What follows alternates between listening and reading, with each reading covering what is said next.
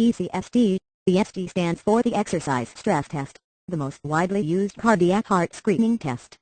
In an ECST, the patient exercises on a treadmill according to a standardized protocol, with progressive increases in the speed and elevation of the treadmill typically changing at 3-minute intervals. During the ECST, the patient's electrocardiogram EKG heart rate, heart rhythm, and blood pressure are continuously monitored.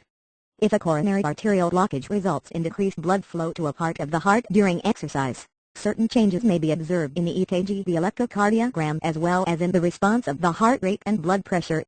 The accuracy of the ECST in predicting significant coronary artery disease (CAD) depends in part on the pretest likelihood of CAD, also known as Bayes' theorem.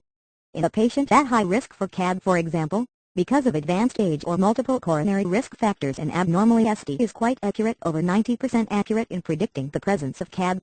However, a relatively normal ECST may not mean there is an absence of significant coronary artery disease in a patient with the same high risk factors, so-called false negative ECST.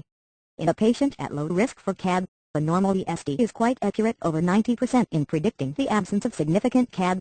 And an abnormal ECST test may not reflect the true presence of CAD, so-called false positive ECST. The ECST may miss the presence of significant CAD and so give a false negative result. Or the ECST may indicate the presence of significant CAD when, in fact, there is none, and so yield a false positive test result.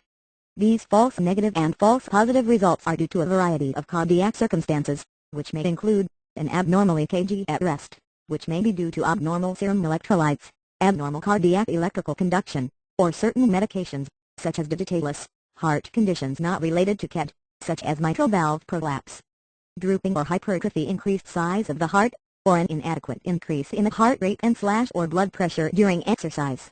If the initial ECST does not